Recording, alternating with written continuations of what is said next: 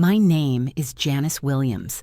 I'm 55 years old, and right now, my only son is throwing my belongings onto the nursing home parking lot. As if I were nothing more than unwanted junk he's finally getting rid of.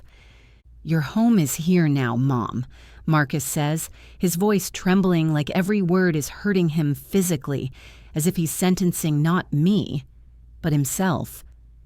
Christina and I are taking the house. It's already decided. His fingers clutch the car door so tightly that his knuckles turn white. He looks anywhere, the trees, the sky, the cracked asphalt beneath his feet, anywhere but at me. Anywhere but into the eyes of the woman who gave him life, who raised him alone, who worked nights so he could have everything. And in that desperate refusal to meet my gaze, I see fear, guilt, and something else. Something dark and twisted that makes my heart break into pieces. Christina stands beside him, and her face is a mask of cold triumph. The smile of a predator who's finally cornered her prey. "At your age, Janice, you'll be much better off here," she says in a voice dripping with sweetness, almost tender, yet laced with such contempt that I can feel anger rising inside me like a storm. "We really need the house, you know. We've got so many plans, and well, you understand." My suitcase lies open at my feet, my dresses and photographs scattered across the damp pavement. I stand there trembling, consumed by a furious cocktail of pain and rage. And then my phone buzzes in my pocket. A single message I've been waiting for. A slow, cold smile curls on my lips, sharp as a blade. They get into the car and drive away, cheerful and satisfied, completely unaware of what awaits them in my house. But I know, I know very well. Because a month ago I learned the truth, and I've prepared a little surprise for them.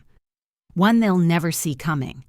But to understand how I ended up in that parking lot, you'll have to go back with me. 1 year earlier, back when I still believed my family was a fortress that could never be broken. Back when I still thought I knew my son. Back when I still believed that love could protect you from any betrayal. Last October was unusually warm. On that Sunday afternoon, golden leaves swirled outside the window, and sunlight poured into my living room like honey. I stood in the kitchen stirring my signature gumbo, the thick Louisiana soup my grandmother taught me to make. And I felt that simple, peaceful happiness that comes from knowing your loved ones are near. Your home filled with warmth and love. How naive I was. "Mom, it smells amazing." Marcus's voice came from the living room, and I turned, smiling. He was standing in the doorway wearing that wide, boyish grin that always melted my heart. He was 31 then, tall, broad-shouldered, with my brown eyes and a gaze that seemed so open, so honest. He wore the blue shirt I'd given him for his birthday. When he stepped into the kitchen and wrapped his arm around my shoulders, I felt such tenderness, such pride, that tears stung my eyes. "Sit down, sweetheart. It'll be ready in a minute," I said, patting his hand, savoring that moment of closeness, not knowing it would soon turn into a chasm no bridge could cross. "Where's Christina?" I asked, stirring the pot. The front door opened and her cheerful voice filled the house. "I'm here, Janice. Sorry, I'm late." Christina walked into the kitchen, and as always, I couldn't help but admire how perfect she looked. Her blonde hair was pulled into an elegant bun, her makeup flawless, her dress fitting her figure as if it had been made just for her. She carried a bottle of expensive wine and a bouquet of white lilies. Her smile was warm and friendly, and I remember thinking how lucky my son was to have found such a lovely woman. God, how wrong I was. "Christina, sweetheart, you shouldn't have," I said, taking the flowers and breathing in their scent. Sweet, almost overpowering. For a moment, I felt a strange dizziness, a faint unease I quickly brushed aside as foolishness. We sat at the dining table, the big oak one that had stood there for 20 years. The table where I'd served Marcus breakfast before school, where we'd celebrated his graduation, his college acceptance, his wedding. I ladled the gumbo into bowls, cut the cornbread, and we talked about ordinary things. The weather, Marcus's job at the construction firm, Christina's plans for her design studio. Everything felt so normal, so safe. Then Christina dabbed her lips delicately with a napkin, looked at me with polite concern, and said the sentence that, as I now realize, became the first pebble in the avalanche that would bury my life. "Janice, dear," she began, her voice soft and full of care. "Marcus and I have been talking. You live alone in this big house, and it must be so hard for you, keeping it clean, maintaining everything, paying all the bills. At your age, it's a lot to handle, isn't it?" I froze mid-motion, spoon suspended in the air. Something deep inside me tensed, a warning bell ringing, but I forced a smile. "What do you mean, sweetheart?" I asked, keeping my tone even though my heart had started to race. Marcus cleared his throat. I turned to him, searching his face for an explanation. He wouldn't meet my eyes. His fingers fidgeted nervously with the napkin in his lap. "Mom," he said finally, lifting his gaze. And in his eyes, I saw something that made my stomach twist. "We just want what's best for you, you know. You've worked so hard all your life as a nurse. You deserve to rest now, to be taken care of." His words sounded right, logical, but there was something off, something false, like a note played in the wrong key. "Marcus," I said slowly, watching him, "I'm doing just fine with the house. I'm 54, not some frail old woman who needs a caregiver." "Of course not, Janice, we know that," Christina interrupted, laying her hand over mine. Warm, soft, but somehow unbearable. "Just think about it. You could live somewhere cozy, surrounded by people your age, with activities, with staff to look after you if anything happens. And the house, well, it's far too big for one person, don't you think?" And that's when I understood. Like lightning cutting through the dark. I understood exactly where she was going. "You want me to give you the house," I said, my voice calm, almost flat, though something cold and heavy was rising inside me. "No, Mom, it's not like that," Marcus blurted out, words tumbling over each other. "We just think it would make sense. Financially, I mean. We could live here, save money on rent, and you'd be in a really nice retirement home, comfortable and safe. It just makes sense, doesn't it?" I looked at my son. And in that moment, it felt as if I were seeing him for the first time, truly seeing him. The weakness in his eyes, the uncertainty, the fear, and something else. Something I couldn't quite define, but which made me wonder, was he a victim too? "I need to think about it," I said finally, my hand trembling as I lifted the glass of water. Christina smiled, wide and victorious. "Of course, dear. Take your time, think it through." But in her eyes, I saw something different. Cold calculation. The confidence of someone who already knows she's won. And right then, in that exact moment, something inside me clicked. A door closed. I realized a war had begun. A war I hadn't even known existed. Dinner went on. We talked about other things, laughed at someone's joke, but I wasn't really listening. My mind was racing, replaying every word, every glance, every tone, trying to understand. When had it all started? When had my family become a battlefield? When they left that night, I stood by the window for a long time, watching the glow of their car lights fade into the darkness. And for the first time in years, I felt truly alone and afraid, because I didn't know then just how much worse things were going to get. After that dinner, I didn't sleep at all. I lay in the dark, feeling something inside me shift, something break, as if a crack had split right through the foundation of my life. In the morning, with a heavy sense of dread, I turned on my computer and logged into my online banking, trying to convince myself I was being paranoid, that everything was fine. But when I saw the statement, my heart stopped. A transfer of $5,000, 3 weeks ago. Another $3,000. 2 weeks ago. $5,000 more. Last week. $13,000. To an account I didn't recognize. My hands were trembling so badly I could barely hold the mouse. My mind was blank. A black hole where the memory of those transactions should have been. No, I whispered into the silence of the empty house. I didn't do this. Or did I? Cold fear crawled down my spine, and I called the bank, struggling to keep my voice steady. Mrs. Williams, those transfers were authorized through your power of attorney, the operator said calmly. But to me, her words sounded like a death sentence. You signed it 3 months ago, granting Marcus Williams and Christina Williams full access. I hung up and just sat there, staring into nothing, trying to remember. 3 months ago, Robert, our family lawyer, had come over with some papers, saying something about estate planning. I'd signed them, thinking it was just a formality, a precaution for emergencies. I never imagined Marcus would move my money without telling me. Or had he asked and I'd forgotten? God, maybe there was something wrong with me. The phone rang, the screen lit up. Marcus. Hi, Mom. His voice was tight, stretched thin like a wire ready to snap. How are you feeling? Marcus. I swallowed the lump in my throat. We need to talk. About the money, about the transfers from my account. Silence. Long, heavy silence. And in it, I could hear his breathing quicken. What transfers, Mom? He asked at last, and there was something in his voice.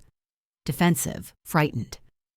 $13,000 in 3 weeks, I said, trying to keep my tone steady though my insides were boiling. The bank said you used the power of attorney.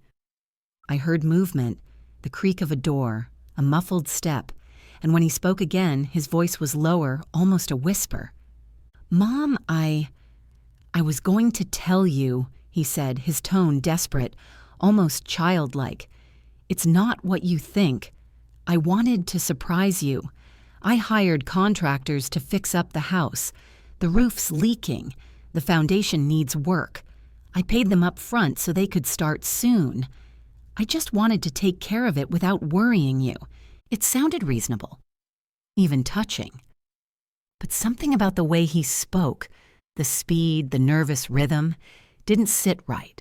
Or maybe that was just my paranoia. Marcus, if you were fixing the house, why didn't you tell me? Why all the secrecy? Because you'd say no, he burst out. You'd insist on handling it yourself, even though it's too much. I just wanted to help, to take care of you, the way you've always taken care of me. His voice cracked on the last words, and I heard tears. Real tears. And my heart clenched with pain and doubt. Maybe he was telling the truth. Show me the contracts, Marcus, I said tiredly. Come over, bring the papers. We'll talk it through. Okay, Mom. I'll come tonight. I'll show you everything. Explain everything, he said, exhaling with relief. I love you, you know that? I know, sweetheart, I whispered. But when I hung up, my hand was still shaking, and doubt gnawed at me like a living thing. That evening, Marcus came alone, without Christina, and that unsettled me. He looked exhausted, dark circles under his eyes. When he handed me a folder of documents, I noticed his hands trembling. Here, he said, the contract with the contractors, the cost estimate, payment receipts. I took the papers and began to read. Everything looked legitimate, professional. The company name, Reliable Construction, official stamps, signatures. But something still didn't feel right. When will they start the work? I asked, watching his face closely. He licked his lips, looking away. In 2 weeks. They're finishing another project first. And why did you pay the full amount up front? I continued. Most people pay in installments. His jaw tightened, a vein pulsing in his neck. They offered a discount for prepayment, 20% off. I thought it was a good deal. I studied him. He still wouldn't meet my eyes. They kept darting around the room, to the clock, the window, anywhere but at me. "Marcus," I said softly, "look at me." Slowly he turned his head, and when our eyes met, I saw so much pain, so much desperation, that it took my breath away. "What's going on, sweetheart?" I reached out and touched his hand. "What's really happening?" For a moment, I thought he was about to break, to tell me everything. His lips trembled, he opened his mouth, and then his phone rang. He flinched, glanced at the screen, and his face went pale. "Christina," he muttered, and there was fear in his voice. He turned away to answer. "Yes, honey. I'm at Mom's. No, everything's fine. Yeah, I'll be home soon." When he hung up, something in him changed. The mask slid back into place. That fleeting moment of vulnerability vanished as if it had never been there. "I have to go, Mom," he said, standing up. "Christina's waiting." "Marcus, wait." I grabbed his arm. "If you're in trouble, if you need help—" "I'm fine," he snapped, more sharply than I'd ever heard him speak before. "Everything's fine. Just trust me, okay?" He pulled his hand away and left, and I stood there, feeling my son slipping away into some darkness I couldn't follow. After he left, I opened my laptop and typed the name Reliable Construction into the search bar. Nothing. No website, no reviews, no mentions anywhere. As if the company didn't exist, or existed only on paper. A chill ran down my spine. I shut the laptop with trembling hands. No, Marcus wouldn't. He couldn't. But what if he could? Or worse, what if he's the victim and Christina is the one pulling the strings? I remembered his face when the phone rang. The raw, unmistakable fear. I needed help. Robert, my lawyer, my friend for over 30 years, the man I trusted with my secrets. I dialed his number. "Janice?" His voice was warm, reassuring. "It's so good to hear from you." "Robert, I need to see you." "It's urgent," I said, my heart pounding. "Something's happening. Something strange. And I don't know who else to trust." "Of course," he said after a brief pause. "Come to my office tomorrow morning. Is 10 o'clock okay?" "Yes, thank you, Robert," I breathed out in relief. "Thank you so much." But in the middle of the night, I woke to a sound. A soft rustle downstairs, a floorboard creaking. Someone was in the house. My heart leapt to my throat. I froze, listening, every muscle tight with fear. There it was again. Slow, careful footsteps on the first floor. My hands shook as I grabbed my phone, ready to dial 911. And then I heard a voice. "The papers must be here somewhere. She keeps them around here." Christina. Christina was in my house. I got out of bed quietly, crept to the door, and peeked into the hallway. The light was on downstairs. Shadows moved inside my study. "Hurry up!" hissed a man's voice. "Marcus." "I'm looking." Christina snapped back. "The old fool must have hidden them somewhere." The old fool. The words hit me like a slap, but instead of going down, I opened the recording app on my phone. Instinct, cold and sharp, told me to stay where I was. For several minutes, I recorded the sounds from below. The rustle of papers, muted voices, drawers opening and closing. Then finally, the front door clicked shut. I went downstairs on shaking legs. My study was a mess. Drawers pulled out, documents scattered everywhere. They'd been searching for something. I played the recording. The sound quality was poor, but their voices were unmistakable. Christina and Marcus, my son, going through my things in the middle of the night. Tears rolled down my cheeks, hot, bitter tears. How had it come to this? But then I wiped my face, forcing myself to think clearly. I had a recording. I had proof. Tomorrow I'd show it to Robert, and we'd decide what to do next. I wouldn't let them win. I wouldn't let them take everything I had, even if it meant losing my son. That morning, I sat in Robert's office lobby, clutching my purse with the phone inside. The phone that held the recording of the break-in, trying to steady my racing heart. I kept telling myself that everything would finally make sense, that my old friend would help me untangle this nightmare.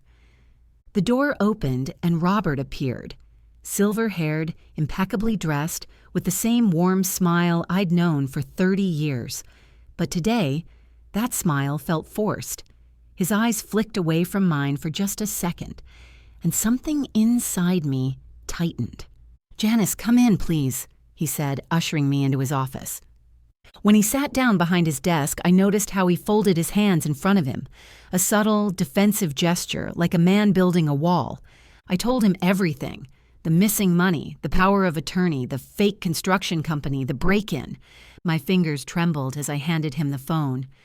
"I have proof, Robert," I said, my voice shaking with a mix of hope and desperation. "They were in my house looking for something."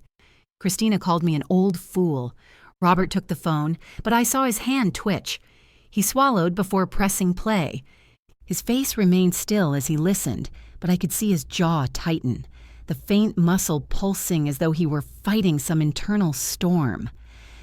"This is serious," he said finally, his tone low. "Very serious, Janice. But there's something I need to tell you. Something I probably should have told you earlier." My stomach dropped. I gripped the armrests of the chair. "3 months ago, when you signed the power of attorney," he began slowly, eyes averted, "Marcus asked me to prepare it. He said he was worried about you and that you were becoming forgetful. I thought it was a reasonable precaution." "You didn't tell me?" I whispered, my throat tightening until I could barely breathe. "You didn't warn me that it would give him full access to my money." "I truly believed Marcus had your best interests at heart," he said, meeting my eyes now, and in them I saw guilt. Deep, genuine guilt. I didn't know what they were planning, but now I think I might have been pulled into something I didn't understand. Pulled into what? I stood up abruptly, the room spinning around me. He came around the desk, hands trembling as he reached out, but stopped just short of touching me. "Christina came to see me several times over the past few months," he said quietly, almost confessing. "She asked about your will, about your heir, about the value of your house." I thought she was just being curious, but now I realized she was digging for information. And last week, Marcus asked me to draft papers to declare you legally incompetent. The words hit me like ice water. The floor seemed to tilt beneath my feet. "To declare me incompetent?" I gasped, my body filled with fury, white-hot, suffocating betrayal. "And you agreed?" "No," I refused without a full medical evaluation, he said quickly, almost pleading. "But Janice, if they're going that far, this isn't just about money. It's calculated. That's why I hired a private investigator to look into Christina."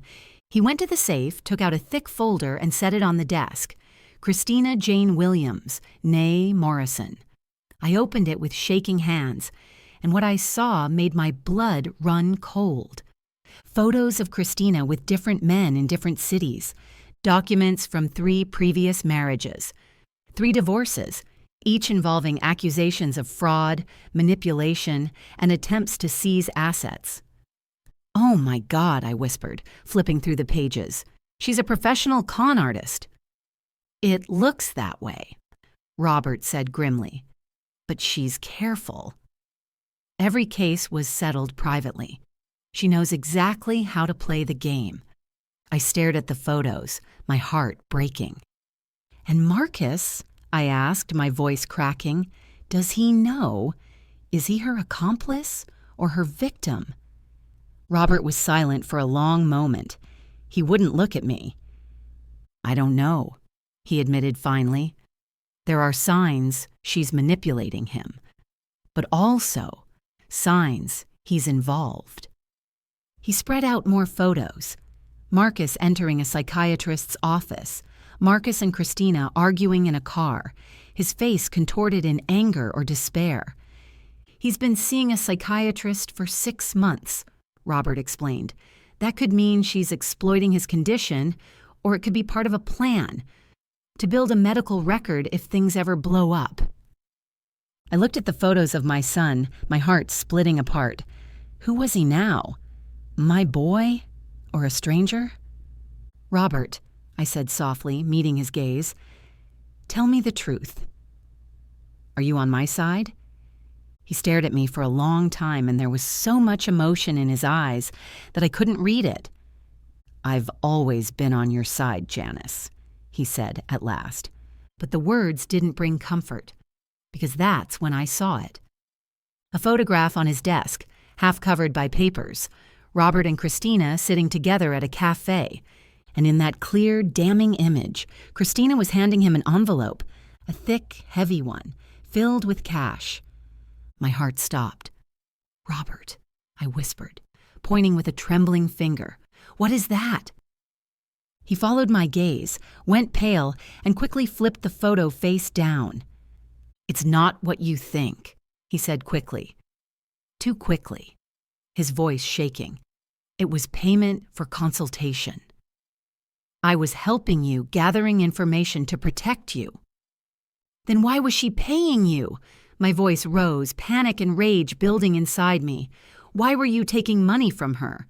"Because I was pretending," he shouted, his words echoing off the office walls. "I was pretending to work with her so I could find out what she was planning. Janice, please, you have to believe me." But I didn't know who to believe anymore. I grabbed my bag and headed for the door. "Janice, wait!" he called, grabbing my wrist as I reached for the handle. His grip was too tight, painful. "You don't understand. If you walk out now, you'll be making a mistake. They'll come for you, and you won't be protected." I yanked my hand free and stared into the eyes I once trusted completely. "Maybe you're the one I need protection from, Robert." I walked out, the door slamming behind me, cutting off his shouts, his pleas, his excuses. And as I moved down the hallway on unsteady legs, one thought echoed through my mind, cold and certain. I no longer knew who my enemy was. Christina, Marcus, or Robert, the friend of 30 years, who might have betrayed me most of all. I walked down the street after leaving Robert's office, not knowing where I was going. Inside me, a storm was raging. My son stealing from me, my daughter-in-law a con artist, and Robert, who was he really? Protector or traitor? I sat down on a park bench because my legs wouldn't hold me any longer, and with trembling fingers I dialed the number of a private investigation agency. "I need help," I said in a voice that didn't sound like my own. Flat, mechanical. "I need someone to follow a few people, gather evidence. I believe I'm being deceived." The detective, Mr. Coleman, agreed to start immediately, and as I told my story to a stranger, I felt the last fragile pieces of trust I'd held onto, trust in the people I loved, crumble to dust. The next few days passed in a feverish haze, every phone call from Marcus making my heart pound with dread. "Mom, how are you feeling?" he asked, his tone dripping with fake concern. "Did you remember to take your meds? Dr. Harris prescribed you vitamins, remember?" I didn't remember any Dr. Harris. And that terrified me most of all. What if I really was forgetting things? What if something was wrong with me? But then I'd recall that recording from the night of the break-in, Christina's voice calling me an old fool, and the cold would flood back into my chest. 3 days later, Mr. Coleman called. His voice was tight, uneasy. "Mrs. Williams, I need to see you right away." "I found something you'll want to see." When he laid the envelope of photos on the table, my heart started pounding so hard I thought it might burst. The first photo, Christina in a restaurant with a middle-aged man. Their heads leaned close. Her hand rested on his in a way that left no room for doubt. "That's David Thornton," the detective explained. "One of her ex-husbands, the one who sued her 3 years ago." The second, Robert handing Marcus a thick folder outside a building. Their faces. They looked like accomplices. The third, Christina leaving a bank, wearing that same triumphant predatory smile. "And this one," Coleman said, sliding out another photo, "was taken last night.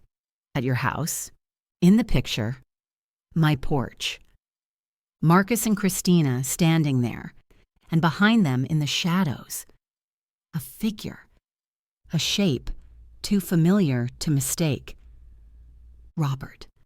That's my attorney, I whispered, the words tasting like a verdict. Robert Henderson, my friend for 30 years. Mrs. Williams, Coleman said gravely, what I'm seeing here looks like an organized scheme involving all three of them. If you don't act now, you'll lose everything. That evening, a sharp knock echoed through the house. Through the peephole, I saw Marcus and Christina. My son's face was set with determination, almost cruelty. They came in without waiting for an invitation. Christina walked straight to the living room as if she owned the place. Marcus stood before me, his breathing heavy, uneven. Mom, we need to talk. Right now, he said firmly, but I could hear the tremor in his voice, a tiny fracture in his confidence. Christina pulled a folder from her bag and dropped it onto the coffee table with a final, decisive thud. Documents for your transfer to the care facility, she said coolly, her tone all business, no pretense of warmth this time. You'll sign them today, Janice, or we'll have to take another route. What other route? I asked, though I already knew the answer. We have a report from Dr. Harris, Marcus said, hands shaking as he held out a paper. He's seen you several times, and his professional opinion is that you need constant supervision, that your mental state is deteriorating, and you're a danger to yourself. I've never met any Dr. Harris, I whispered, barely audible even to myself. It's fake, isn't it? You forged it? Mom, you have met him, Marcus said, stepping closer. There was something desperate in his eyes, a flicker of guilt or maybe fear. You just don't remember. You've been forgetting things, conversations, documents you've signed, and we can't leave you alone anymore. It's not safe. Marcus, listen to yourself, I said, clutching his hands, searching his face for my son. What's happening to you? This isn't you. She's making you do this, isn't she? Please tell me the truth. For a brief second, the mask cracked. His lips trembled, his eyes filled with tears. He opened his mouth as if to confess, but Christina placed her hand on his shoulder. Firm, possessive, controlling. Enough of this melodrama, she said coldly. You have a choice, Janice. Sign voluntarily and move to a nice facility, or we go to court. Have you declared incompetent and you end up in a state institution? Your choice. I looked at both of them, my son, avoiding my eyes, and the woman who had destroyed my family, and in that moment, I made a decision. All right, I said, my voice calm, disturbingly calm. I'll sign. Marcus flinched, his eyes wide with disbelief. Really? You agree? Yes. I took the pen, my hand steady as I signed page after page.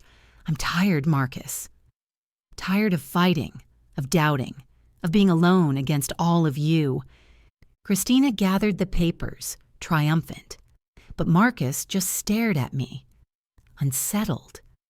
Maybe my calm frightened him more than any argument ever could. When do I move? I asked, meeting Christina's gaze. In 3 days, she replied smoothly. We'll handle all the arrangements. Perfect, I said, standing. Now, if you'll excuse me, I need to start packing. Only after the front door shut behind them did I sit down on the edge of my bed and take out my phone. A message from Robert glowed on the screen. Janice, please call me. We need to talk. You're in danger. Was it a warning or another trap? I didn't have time to wonder. I dialed his number. Robert, I said, I need your help. One last time. If you ever told me the truth, if any part of what you said was real, then help me now. A long silence. Then his voice came, hoarse, weary. What do you need, Janice? Meet me tomorrow, I said, staring out the window into the darkness where, somewhere out there, my son and his wife were planning my future. Bring everything you have, all the papers, all the evidence. because I'm going to give them what they want, but on my terms. I don't understand, Robert said quietly. You will, I replied, and hung up. Then I took out my old notebook and began to write. A plan. Detailed. Deliberate. One I'd been shaping ever since I first sensed that something was wrong, because they thought I was weak, broken, easy to manipulate, but they were wrong.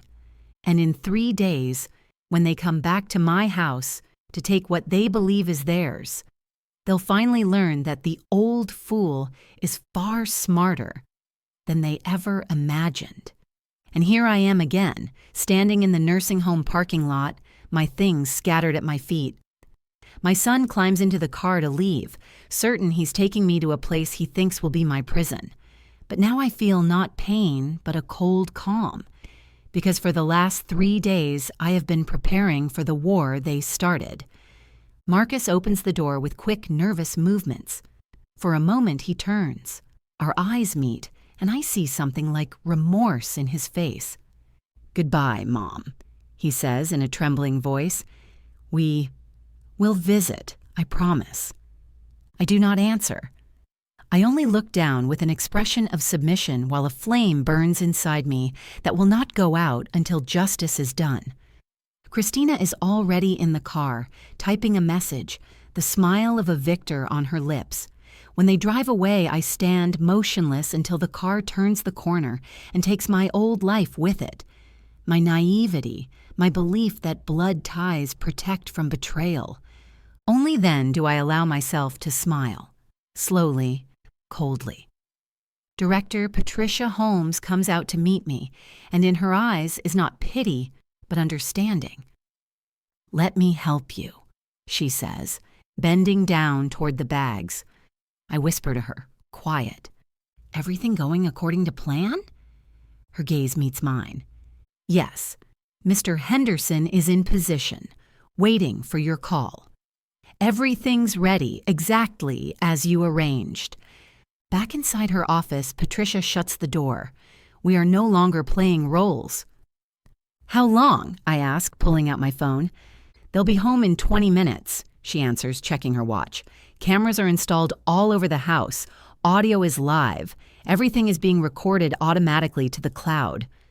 I call Robert. He answers immediately, his voice taut. Janice, are you okay? Robert, tell me the truth. One last time. Are you on my side? I look out the window at the deepening dusk. Because if you're not, now's the time to confess. A long pause. Heavy breathing. When he speaks, his voice is full of pain and desperation. I have always been on your side, even when you didn't believe it, even when everything looked like betrayal, he stammers. I pretended to play along to get close to them. I recorded every conversation, and now I have everything we need to destroy their plan. Are you in the house? I ask. Yes, in the study on the second floor. I can see all the cameras and hear everything, he whispers. I'm recording every second. When they come in, don't show yourself. Let them feel safe and say whatever they want, I instruct, my hand clenched around the phone. Every word will be a nail in their coffin.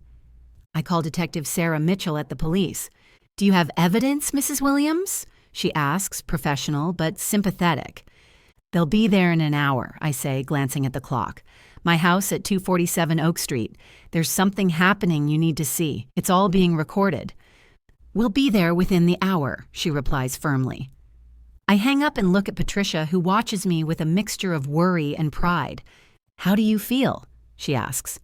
I don't know, I admit, the emotion spilling out. It's my son. I'm about to ruin his life, send him to prison. How can I do this? She takes my hand in both of hers. You aren't ruining his life, Janice, she says quietly but firmly. He ruined it himself when he chose this path. You're protecting yourself. But what if he's a victim? I whisper through my tears. What if Christina manipulated him and he's not truly guilty? Then the truth will come out, she answers. If he's a victim, you'll save him. Free him from her influence. My phone vibrates. A message from Robert. They've arrived. They're going inside. My heart flips. I stand and move to the window, watching the sky darken. Somewhere inside, my son takes his first steps into the house, unaware that every move is being recorded. It's starting, I whisper. Another message. They're in the living room. Christina is opening champagne. They're celebrating. 5 minutes later, they've started talking. You need to hear this. I call Robert and put him on speaker. Suddenly, I hear Christina's voice, clear, triumphant. Finally, that old witch is gone. The house is ours now, she laughs, cold and sinister. Good job, Marcus.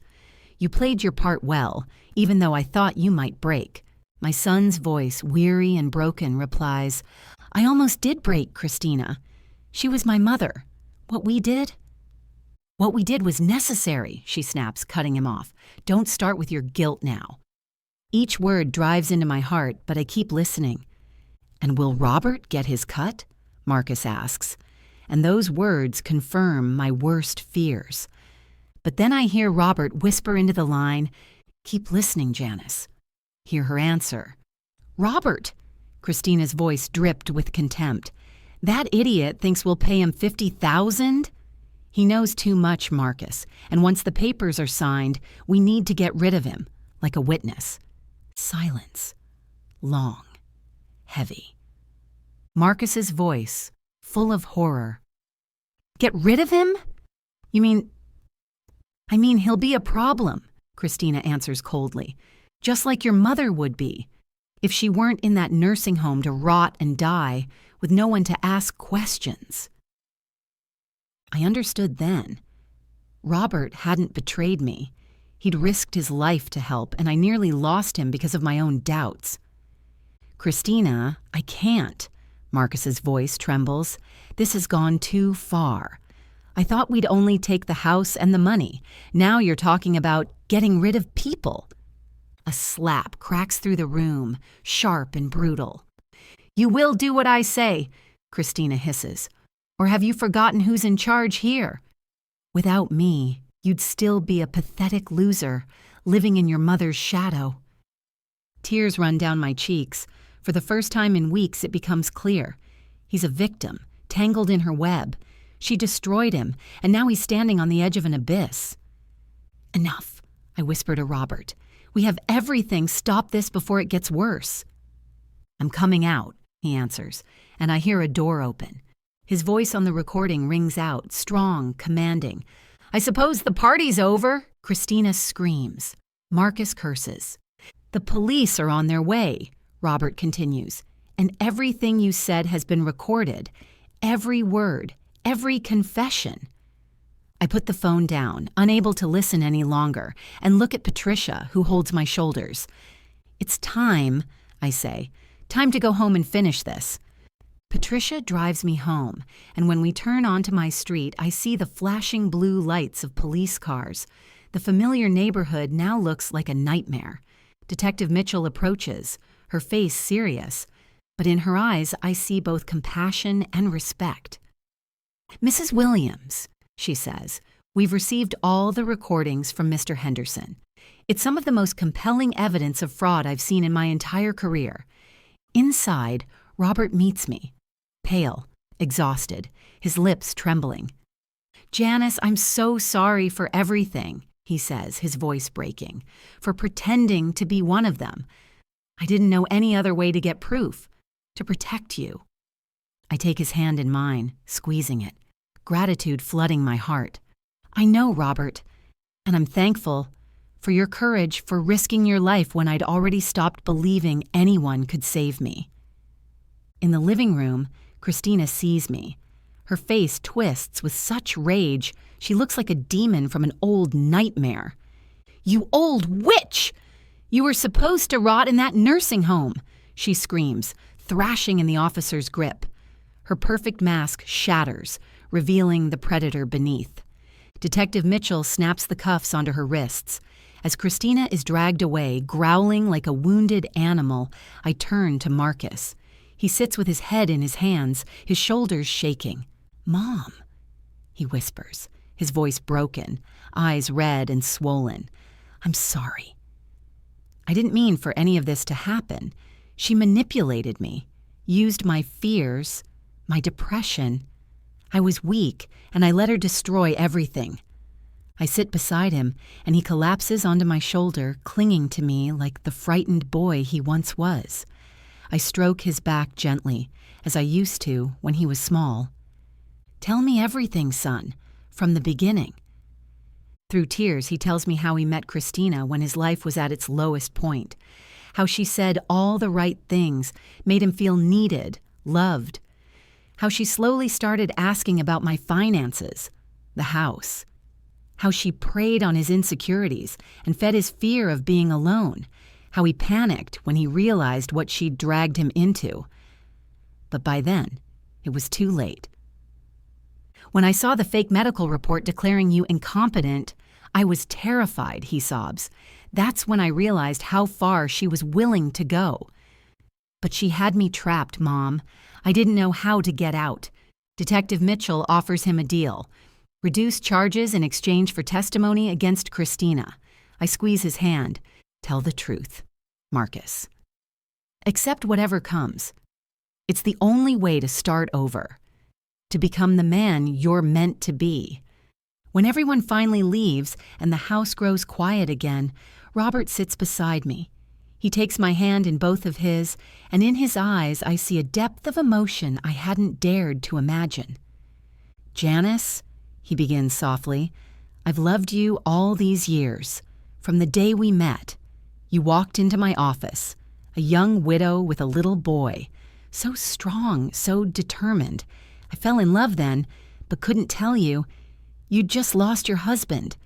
But I was always there, always protecting you. And when I learned about Christina's plans, I was ready to risk everything, even your trust, just to save you. His words wash over me like a tide, and for the first time in a long while, I feel something warm, something like hope. The faint promise that maybe my life isn't over, that something good might still be waiting ahead. I need time, Robert, I whisper, to understand how I feel, but I promise I'll think about it. We sit in silence, hand in hand, surrounded by unspoken possibilities. Then he tells me what we'd done a month ago, when I first began to suspect the truth. The house legally belongs to the Caring Hands Foundation, the charity we created together, he explains, relief in his voice. You can live here for the rest of your life, but afterward it will help other elderly victims of fraud. Any papers they signed trying to claim it are completely void. 3 months later, Christina is awaiting trial. She'll serve real time. Marcus is in therapy, working, paying restitution. Every Sunday he calls me. Our conversations are short, awkward, but it's a beginning. The first fragile steps toward healing, and maybe, someday, forgiveness. I still live in my house, working with Robert on the foundation, helping others rebuild their lives. It gives mine new meaning. Our relationship grows slowly, dinners, walks, long conversations, and I'm beginning to see in him not just a friend, but something more, something that could, in time, become love. Today I stand by the window holding a photo of little Marcus. Tears roll down my cheeks, but they are not tears of grief. They are tears of acceptance, because some wounds never fully heal, some questions never find answers. But life goes on, and sometimes survival itself is the greatest victory, the strength to live on your own terms. I survived. I protected myself. I am home. And I, Janice Williams, 55 years old, have finally learned the most important lesson of all. Sometimes love means letting go. Sometimes forgiveness means setting boundaries. And sometimes you must be willing to fight, even against those you love most, to save yourself and your life. And that makes me stronger than I've ever been.